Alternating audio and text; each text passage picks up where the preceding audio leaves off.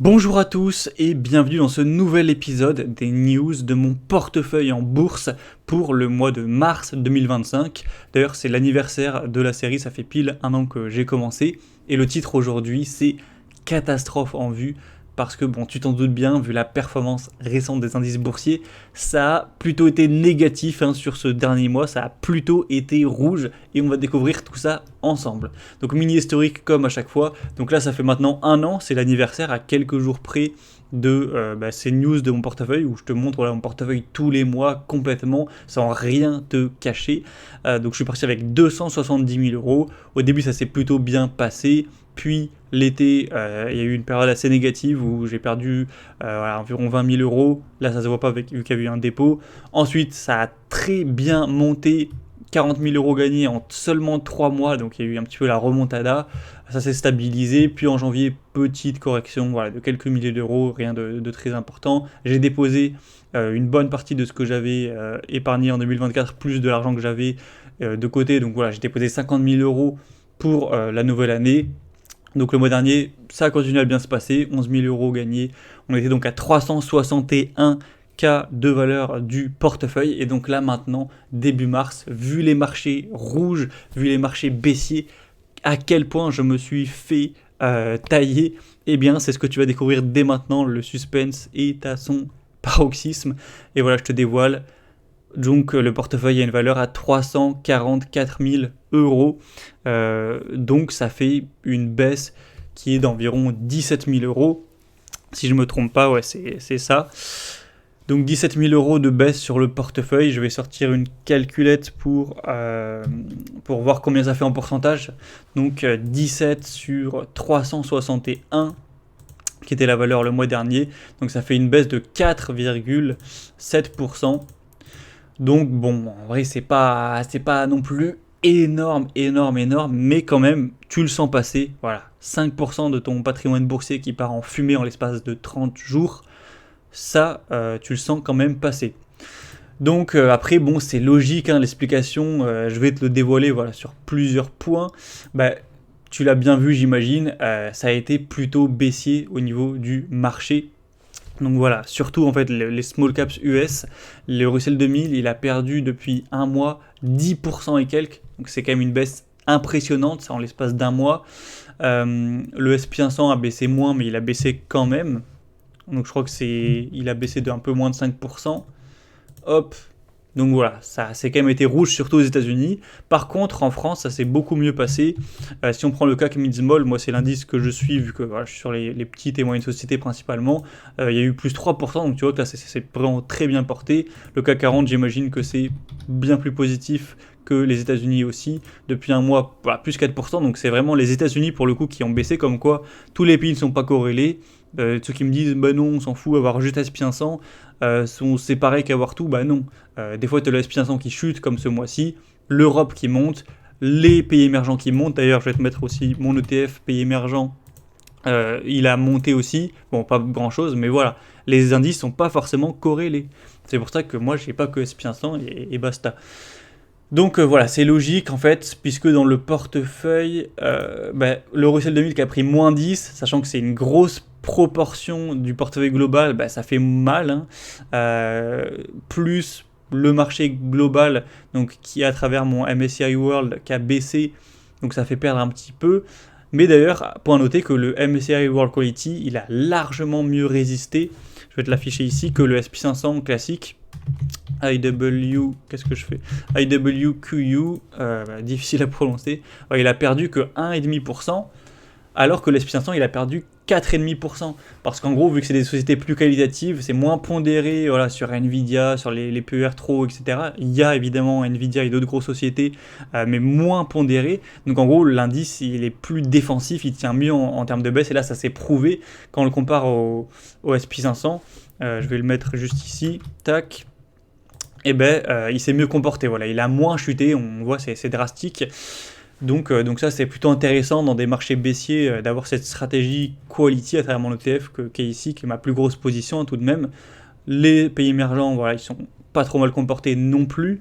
Donc voilà, la baisse c'est en fait principalement 3 choses dans mon cas. C'est évidemment les petites capitalisations, donc là j'ai pris cher, j'ai beau faire du stock picking, si le Russell 2000 il mange moins 10%, je peux pas faire des miracles, forcément le portefeuille a baissé, je pense à peu près de la même manière, je pense même un petit peu moins, car j'ai Green Brick qui a eu des bons résultats, qui avait bien monté, qui du coup est retombé au prix avant les résultats, mais du coup qui n'a pas baissé. Technoglass c'était à peu près pareil, donc j'ai mes plus grosses positions qui n'ont pas trop baissé, d'autres qui certes ont baissé, mais bon, voilà, donc forcément la valeur du portefeuille a un petit peu baissé, je crois qu'on était à 123 000 euros avant le mois dernier, et on est à 113 000, sachant que j'ai déposé 4 000, donc en fait ça fait une perte de 14 000, donc ouais, ça doit représenter dans les 10% aussi. À noter en plus en fait que c'est aussi, je vais l'afficher ici, le cours du dollar qui influence beaucoup mon portefeuille, puisque voilà, là tu le vois sur cette petite courbe, le dollar a baissé en fait par rapport à l'euro. On voit que depuis un mois, on a fait moins 2,8%. Je sais pas pourquoi c'est voilà, moins 2,8%, donc autant arrondir à moins 3%. Et en fait, tout ce portefeuille, c'est du dollar. Tout ce portefeuille, à part le cash, donc une petite partie, c'est du dollar. Donc en fait, si le dollar baisse de 3%, comme c'était le cas en un mois, eh bien en fait, à part mon PEA, où là, effectivement, c'est en euros, donc ça change rien, eh bien ça baisse de 3%, voilà, cash direct. Sans compter les baisses ensuite des actions. Donc de toute façon, j'ai voilà, cette partie de mon portefeuille qui représente les deux réunis, peut-être je pense 75% à peu près, donc qui perd 3%, donc ça fait une perte sèche pour le portefeuille d'environ 2% et quelques, plus le Russell 2000 qui a baissé, et en plus, ça ne s'est pas très bien comporté sur le PEA à cause d'une action qui est Nexity, qui s'est effondrée en bourse. Je vais te le mettre ici. Nexity, voilà, ça s'est effondré, les résultats étaient en dessous des attentes. Donc voilà, qui a perdu quasiment 25%, quasiment un quart de la valeur, parti en fumée. Donc bon, même si le CAC Mizmall s'est plutôt bien comporté, en tout cas mon portefeuille moyen, puisque ma deuxième plus grosse position Nexity s'est fait dégommer.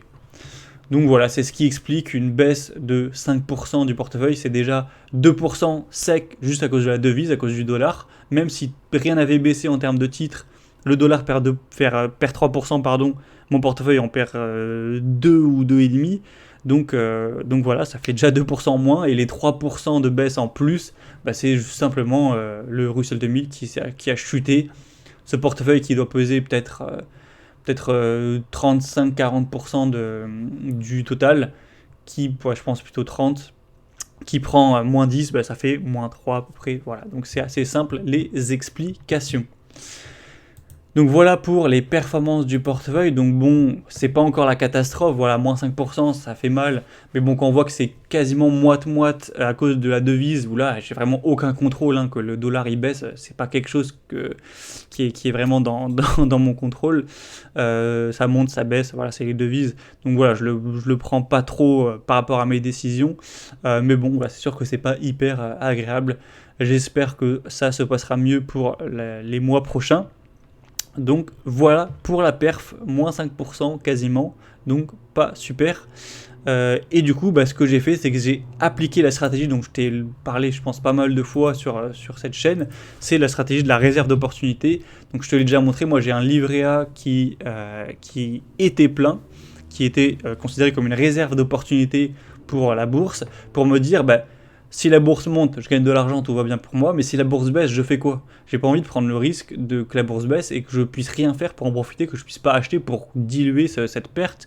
Donc j'ai toujours eu ce livret A rempli au cas où, et en gros le but c'est de acheter par palier en fonction de l'avancée de la baisse pour profiter de chaque palier de baisse et être statistiquement obligé d'acheter au point bas, parce que si tu achètes à moins 10, à moins 15, à moins 20, à moins 25, à moins 30, à moins 35, forcément au bout d'un moment tu achètes au point bas, ce qui est hyper intéressant. Donc moi mon premier palier il est à moins 15, sur le Russell 2000, donc on a tapé moins 15 hier, là ça remonte tout petit peu, mais c'était à quasiment moins 16, donc ce que j'ai fait c'est que j'ai pris 20% de ma réserve d'opportunité, 4 000 euros de mon livret A, je l'ai directement viré sur 2Giro, et j'ai acheté direct. Donc j'ai renforcé un peu Green Brick qui a eu des très bons résultats.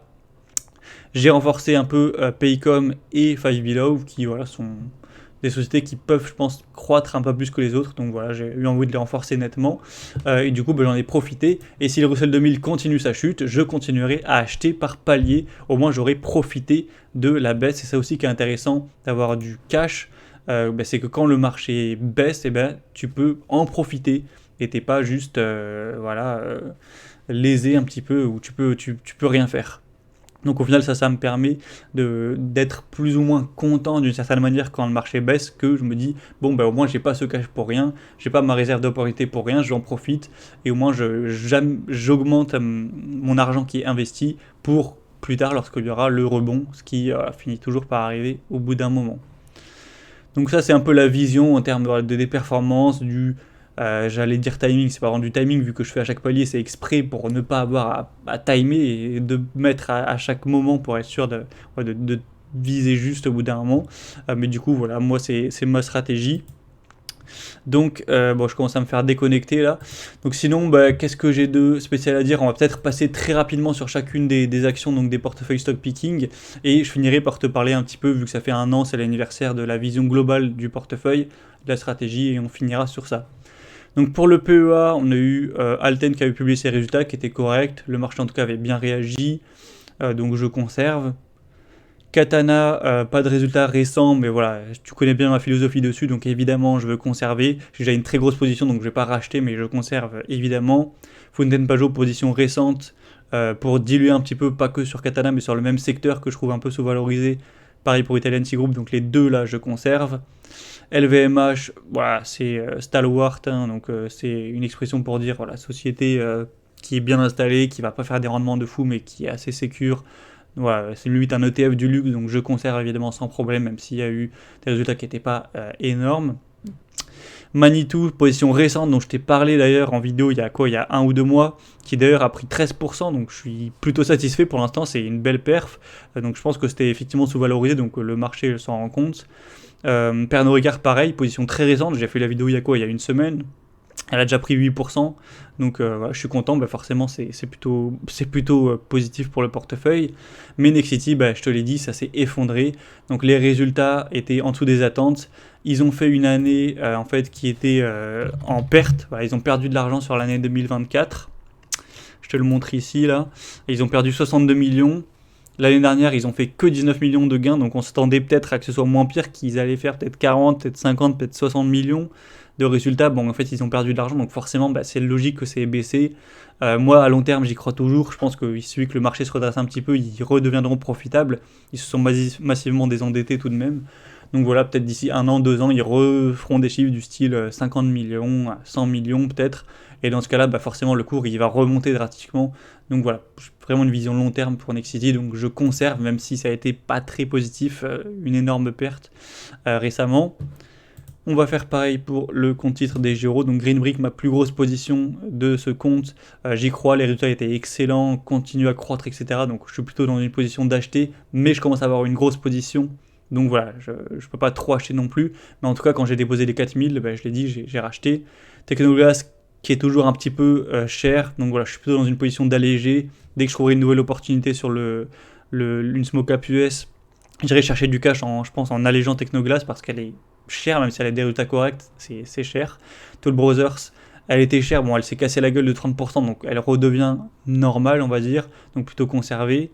InMode, société qui a des mauvais résultats, mais énorme trésorerie, pas trop valorisée, donc je le conserve en espérant que les résultats cessent d'être de plus en plus pourris, sinon il faudra que j'allège au bout d'un moment. Lululemon, position relativement récente, donc voilà, je suis les résultats qui sont plutôt ok, donc je conserve. Pareil pour Paycom, qui est une position qui date d'il y a seulement 6 à 8 mois, donc voilà, c'est assez récent. Photronics, pareil, je conserve, rien de spécial à signaler, ça se passe. Five Below, c'est pareil que Lululemon et Paycom, je l'avais acheté cet été, donc voilà, je conserve. Et les deux nouvelles, je t'ai fait des vidéos très récemment, donc tu connais ma philosophie dessus. Mini position que je commence à créer. Bon, vu le timing, ça n'a pas été fameux pour l'instant, moins 7, moins 10. Potentiellement renforcé si les résultats suivent ou si ça baisse encore plus, que la valorisation devient encore plus alléchante. Mais du coup, voilà pour le petit bilan de est-ce que j'achète, je conserve, je vends pour les actions de mon portefeuille qui d'ailleurs a augmenté. Maintenant, il y en a 1, 2, 3, 4, 5, 6, 7, 8, 10, donc 10 pour les small caps US, 3, 4, 5, 6 et 8 pour les small caps européennes ou françaises on pourrait dire. Donc ça fait quand même 18 actions, ce qui m'a obligé à réduire la hauteur des lignes pour que ça rentre. Donc voilà un petit peu pour le petit bilan de chaque position. Et du coup je termine en te faisant une petite vision un peu plus globale. Tu remarqueras que sur le camembert, le diagramme de mon portefeuille, j'ai changé les couleurs, j'ai mis 4 couleurs maintenant, jaune, vert, rouge, bleu. En fait, c'est pour comprendre, ça c'est vrai que je ne l'ai peut-être pas assez expliqué, que ma stratégie d'investissement, elle est basée en fait sur 4 indices.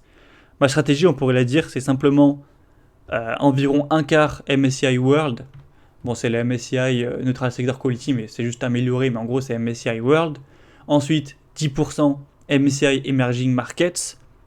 Ensuite, le pourcentage je ne le connais pas exactement, là c'est difficile à calculer, mais en gros on pourrait dire 35% Russell 2000, donc les small caps US, c'est un indice small caps US, et ensuite une vingtaine de pourcents CAC Mid Small.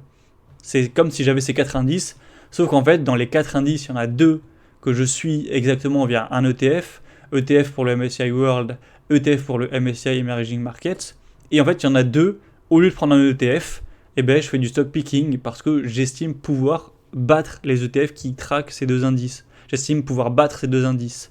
Ce que ce n'est pas forcément le cas pour le MSCI World et le MSCI Emerging Markets. Donc, mais au final, c'est la même chose. Si quelqu'un remplaçait toutes mes lignes rouges par un Russell 2000 et toutes mes lignes vertes par un ETF CAC Mid Small, même si ça n'existe pas, il me semble, eh bien, ce serait la même chose, sauf que si moi je travaille bien, que je fais bien mon boulot, normalement je devrais avoir une meilleure performance sur le Russell et une meilleure performance sur le CAC Mid Small. C'est le but du stock picking, mais au final c'est vrai que c'est pas extrêmement différent. C'est juste d'être exposé aux small caps, et je pense que sur les small caps c'est plus facile, c'est plus faisable d'avoir un alpha, donc de battre le marché, donc je le fais, ce que je compte pas faire sur les big caps, puisque je ne vais pas expliquer les raisons, j'ai déjà fait des vidéos, mais il y a plein d'arguments. C'était que les small caps elles sont plus facilement sous-valorisées puisque les gros fonds d'investissement ne peuvent pas rentrer dedans, c'est trop petit, c'est des sociétés qui sont plus petites, donc plus simples à analyser, il y a plus d'anomalies de marché, etc. que sur Microsoft ou Apple, etc. Tu vois, c'est beaucoup plus faisable d'avoir un alpha. Donc bref, c'est pour ça que je fais cette stratégie, et une petite partie en cash. Et en temps de marché baissier, je trouve que c'est pas plus mal d'avoir un cash pour pouvoir profiter de la baisse. Et là, je suis bien content d'avoir fait cette stratégie DCA, puisque si j'avais tout cramé direct dès que j'ai fait mon dépôt, aujourd'hui, je serais un petit peu dégoûté, je pense. Donc sinon, ma vision, et je terminerai sur ça pour le portefeuille, je suis plutôt optimiste. Alors oui, c'est vrai que les marchés, ils étaient très rouges ces derniers temps, surtout les small cap US en tout cas, ça a été pas fameux. On est à quasiment moins 15% depuis les plus hauts. Mais je pense que clairement à long terme, on aura un retournement des small caps par rapport aux big caps, puisque les big caps, elles sont super chères. C'est moins le cas des small caps. Donc je suis toujours tout à fait confiant envers la stratégie. Donc là, si on fait le point depuis, d'ailleurs on va faire ça aussi, le petit point, vu que ça fait 1 an, juste pour voir. Donc c'est-à-dire que j'ai montré mon portefeuille pour la première fois en mars 2024, on était à 270 000, donc je vais sortir la petite calculette, 270, je vais enlever les dépôts que j'ai fait, je vais les noter, donc j'ai déposé une fois 8400, une fois 50, et là je viens de déposer 4000, je te l'ai dit. Donc en fait j'avais de mon argent 332, et aujourd'hui on est à 344. Donc ça fait que en 1 an, du coup quasiment tout pile maintenant, j'aurais généré grâce à la bourse 12 000 euros. Voilà, 12 000 euros tout rond. Donc bon, si on prend 12 000 euros, après c'est compliqué à calculer puisqu'il faudrait faire un ratio au prorata de ce que j'ai déposé à chaque fois. Mais bon, on va faire depuis le début pour simplifier. Donc 12 000 euros au début avec 270. Hop, sur 270, ça fait combien ? Ça fait 4,5%. Tac. Donc voilà, c'est pas énorme, effectivement. En gros, le portefeuille, il a globalement... J'ai simplifié, puisque sinon je devrais calculer avec chaque dépôt et tout, mais bon, on va dire 4,5% fait depuis 1 an, donc c'est vrai que c'est pas énorme, mais c'est une période qui a été mauvaise, en fait, que très récemment. Voilà, j'étais à bien plus, mais c'est vrai que là, depuis 1 mois, le Russell qui prend moins 10, ça fait prendre cher. L'impact du dollar n'est pas négligeable. Donc voilà, même s'il a monté là depuis un mois, le fait qu'il perde -3, voire -4, ça affecte aussi. Donc c'est vrai que c'est pas énorme en soi, une perf voilà, à 5%, mais c'est toujours mieux qu'un livret A. Et puis j'ai surtout en fait espoir que ça fasse plus à long terme. Parce que là, c'est vrai que bon, on a eu des bonnes perfs en vrai sur les big caps, hein. Le SP500 il a bien monté depuis un an, etc. Je vais afficher ça directement. Le SP500, c'est vrai qu'il a bien monté, lui. Enfin, plus 15%, donc c'est largement mieux. Mais c'est vrai que sur les small caps, c'est pas du tout le cas. Voilà, sur les small caps, on a eu +1, donc autant dire rien. Et puis je crois que l'Europe, ça doit être limite pire, hein. Je sais pas, CAC Mid Small, depuis un an. Depuis un an, 0, tu vois. Donc bon, c'est vraiment pas terrible. Et puis, on va finir avec les pays émergents rapidement. Je pense que c'est pas non plus très ouf. Bon, c'est déjà un peu mieux. Donc logiquement, bah, forcément, mon portefeuille, vu sa composition, il s'est bien débrouillé sur les deux ETF qui ont quand même plutôt monté, vu que c'est des big caps. Mais du coup, il y a toutes les small caps qui ont quasiment pas monté du tout, vu ce qu'ont fait les indices, c'est logique. Donc la perf globale qui est pas terrible.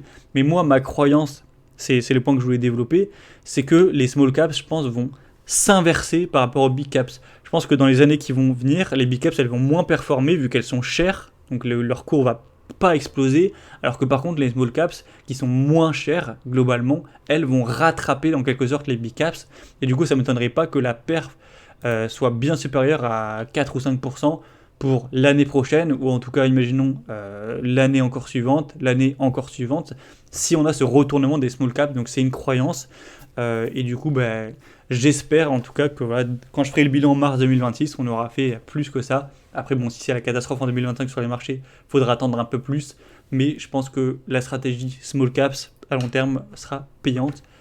On verra bien de toute façon ça d'ici un an quand je pourrai faire le bilan de la deuxième année de portefeuille. Mais de toute manière, c'était quand même mieux que si j'avais mis sur un livret A, hein, t'imagines.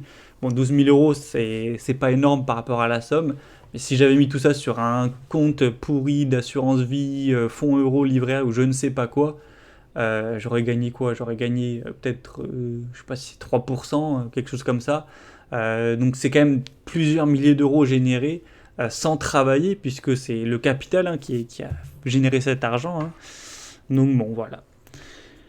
Je te laisse avec ça. Comme d'habitude, il y aura le premier lien en description si tu veux recevoir mon guide gratuit sur ma stratégie sur les small caps. Voilà, on parle pas d'ETF puisque c'est assez simple, mais voilà, basé vraiment zoomé sur la stratégie small caps, battre le marché, battre les indices small caps en faisant du stock picking, on développe ça par la stratégie value. Donc si tu es intéressé, que tu es curieux, c'est totalement gratuit. Tu as juste à cliquer sur le premier lien en description et à mettre ton email pour recevoir ça. Et ça permet, je pense, d'ajouter une exposition small caps pour ajouter de la performance, surtout si en plus tu bats les indices en question, plutôt que d'avoir tout sur un indice big cap. Selon moi, c'est moins diversifié, c'est moins intéressant. Bon, je vais pas te refaire tout le pitch, mais en tout cas, si tu es intéressé, en 5 secondes, tu peux cliquer sur le premier lien en description et recevoir tout ça.